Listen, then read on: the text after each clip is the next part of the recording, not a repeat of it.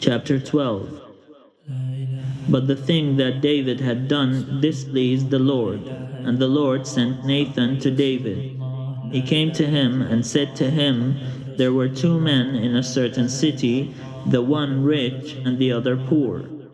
The rich man had very many flocks and herds, but the poor man had nothing but one little ewe lamb, which he had bought. He brought it up, and it grew up with him and with his children. It used to eat of his meager fare, and drink from his cup, and lie in his bosom, and it was like a daughter to him. Now there came a traveler to the rich man, and he was loath to take one of his own flock or herd to prepare for the wayfarer who had come to him, but he took the poor man's lamb, and prepared that for the guest who had come to him.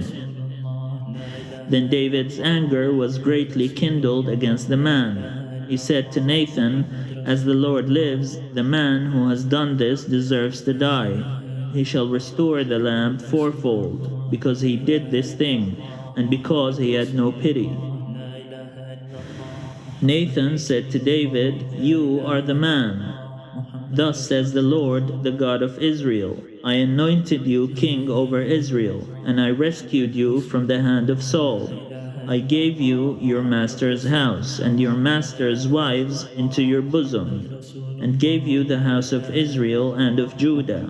And if that had been too little, I would have added as much more. Why have you despised the word of the Lord, to do what is evil in his sight? You have struck down Uriah the Hittite with the sword, and have taken his wife to be your wife, and have killed him with the sword of the Ammonites. Now therefore the sword shall never depart from your house, for you have despised me, and have taken the wife of Uriah the Hittite to be your wife.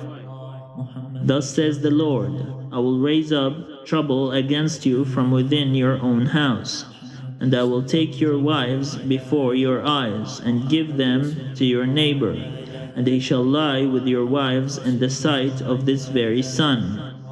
For you did it secretly, but I will do this thing before all Israel, and before the sun. David said to Nathan, I have sinned against the Lord.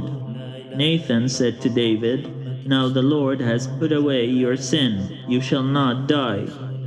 Nevertheless, because by this deed you have utterly scorned the Lord, the child that is born to you shall die. Then Nathan went to his house. The Lord struck the child that Uriah's wife bore to David, and it became very ill. David therefore pleaded with God for the child. David fasted, and went in and lay all night on the ground. The elders of his house stood beside him, urging him to rise from the ground, but he would not, nor did he eat food with them.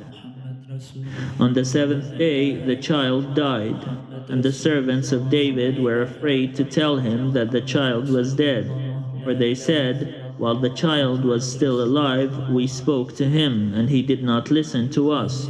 How then can we tell him the child is dead? He may do himself some harm. But when David saw that his servants were whispering together, he perceived that the child was dead. And David said to his servants, Is the child dead? They said, He is dead. Then David rose from the ground, washed, anointed himself, and changed his clothes. He went into the house of the Lord and worshipped. He then went to his own house, and when he asked, they set foot before him, and he ate. Then his servants said to him, What is this thing that you have done? You fasted and wept for the child while it was alive, and when the child died, you rose and ate food. He said, While the child was still alive, I fasted and wept, for I said, Who knows? The Lord may be gracious to me, and the child may live. But now he is dead. Why should I fast? Can I bring him back? I shall go to him, but he will not return to me. Then David consoled his wife Bathsheba, and went to her, and lay with her. And she bore a son, and he named him Solomon. The Lord loved him, and sent a message by the prophet Nathan. So he named him Jedidah, because of the Lord. Now Job fought against Rabbah of the Ammonites, and took the royal city. Job sent messengers to David, and said, I have fought against Rabbah. Moreover, I have taken the water city. Now then, gather the rest of the people together, and encamp against the city, and take it. For I myself will take the city, and it will be called by my name. So David gathered all the people together, and went to Rabbah, and fought against it, and took it. He took the crown of Milcom from his head. The weight of it was a talent of gold, and in it was a precious stone, and it was placed on David's head. He also brought forth the spoil of the city, a very great amount. He brought out the people who were in it, and set them to work with saws, and iron picks, and iron axes, or sent them to the brickworks. Thus he did to all the cities of the Ammonites. Then David and all the people returned to Jerusalem.